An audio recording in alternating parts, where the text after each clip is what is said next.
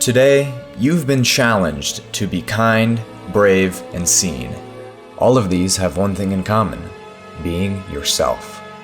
Unfortunately, many people struggle to truly be themselves because of things they feel insecure about or are afraid to make themselves vulnerable.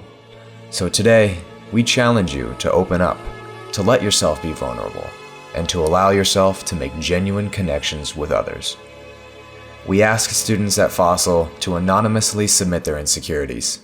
Then, we had staff members read over them, give advice based off their own experiences, and offer supportive words.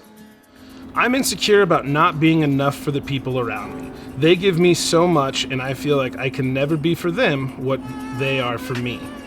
The reason those people give you so much is because you already give them so much too. The ones that you love are gonna stand around you, and you're already enough for them. Just being you is enough for them. So don't feel like you have to do more. They wouldn't be sticking around if you weren't enough for them.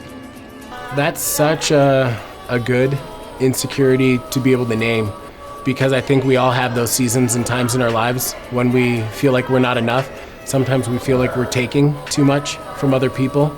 But that, in my opinion, seems to be something that's true for certain seasons of our lives, and in other seasons, we're the ones that are giving.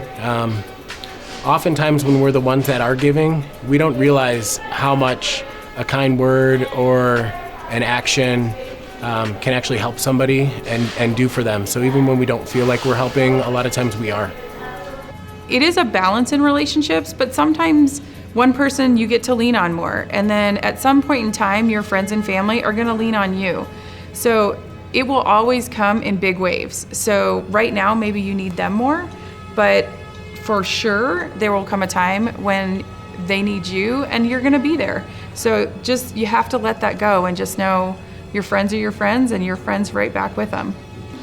The thing I'm most insecure about is my hyperness. It sounds weird, but I'm so energetic, I feel like it annoys people a lot. I think you should never be insecure about being yourself. And if hyperness, if that's what you want to call it, I see hyperness as just being enthusiastic and excited about life. So I don't think that's something you should ever be ashamed about, and that's something you should really grasp and hold on to, because for a lot of people, that enthusiasm isn't there, and that might be why they judge you. I'm sure that the people who care about you are fine with you being like that, and I'm sure like a lot of your friends are like you, or if not, well, you're the one in the group. Everybody's different. There's the funny guy, there's the kid who's hyper, you're that one, so just embrace it. I have always been insecure about my sexuality. I have a pretty conservative family, and most of them hate me just for loving who I love. It makes going home extremely challenging, and there are some days I just don't want to. It doesn't help that at school, so many people use homophobic slurs, and I feel like there's no place where I can truly be myself. I think my advice for this would first, if somebody came to me with this, I would give them a big hug, because I think that's the most important thing, that they feel loved.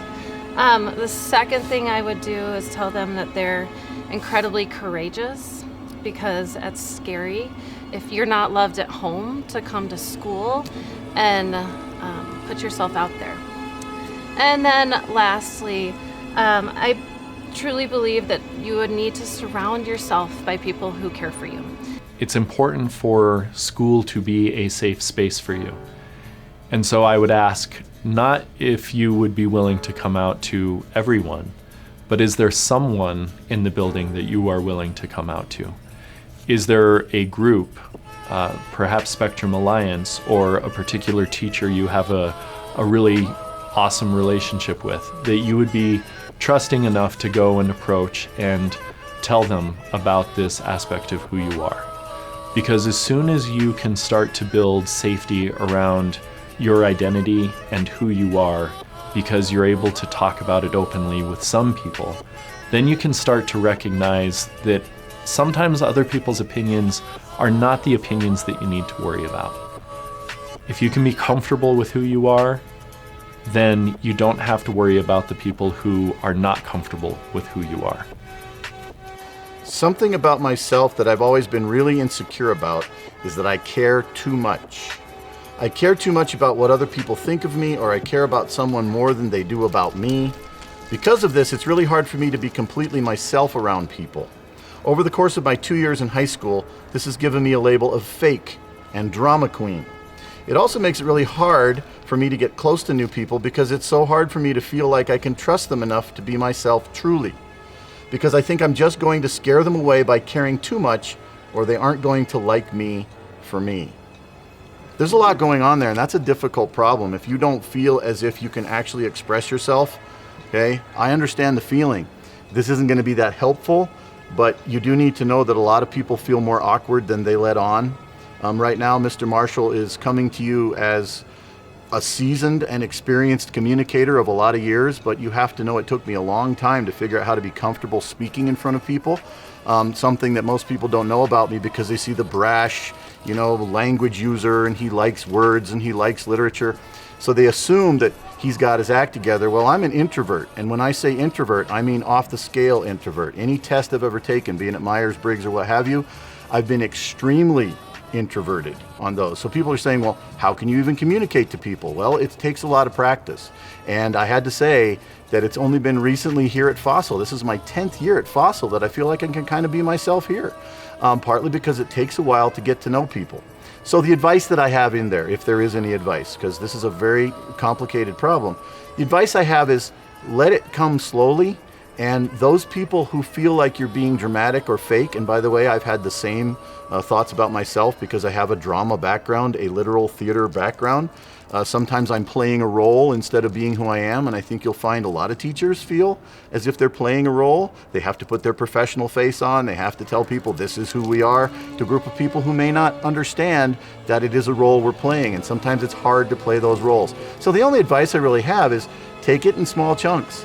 You can't just suddenly be who you're going to be, especially since I'd wager you're probably figuring out who you are too as the days go along. And probably you couldn't tell yourself this is exactly who you are, so you're still kind of figuring that out. And be patient with other people as they figure you out too. That's what I've learned. People are patient with me now. Well, more so than they used to be, because I'm kind of a mess. But take it slow. I'm insecure about my body. I always think about the way I look and if people are judging me. It's hard for me to walk around school all day and put a smile on, but I do it anyways. I can't remember ever not being insecure, but I wish I wasn't. It makes me cry a lot of the time because I know something is wrong with me. I wish I could be different, but I've accepted that this is not really possible. It is possible. You can be happy. First off, find people you talk to, your parents, a trusted adult, a counselor. Accept your body. We were all given these wonderful machines to use. Boy, I come from a background of gymnastics where a lot of people did have some eating disorders. And I teach health where I am shocked at how many kids write, I don't like the way I look. Just like this person in this statement said. So you're not alone. Every single person is self-conscious about how they look. You were out here for a reason. You just haven't found out what it is. Our bodies are different shapes and sizes. That's genetics. Own it. I'm a tall, goofy old man. Own it. Surround yourself around people that don't judge you for that. People who judge you for what you do. Get interested in clubs or activities that show the inner self. And don't worry about the physical. You will find somebody that loves you just the way you are. But you said yourself that you really don't care about looks, but you're worried about how other people think. So it's time to start putting your own opinion first and trust yourself that people respond to the real you. You don't have to be anything but the real you, and take care of yourself and be healthy. It is up to us as students to foster a school culture where people feel comfortable enough to be their true selves. We all have things that we're insecure about, but by being brave, kind, and seen, we can overcome them. So don't be afraid to open up and help others do the same. Together, we can make a school where every day is a day to be.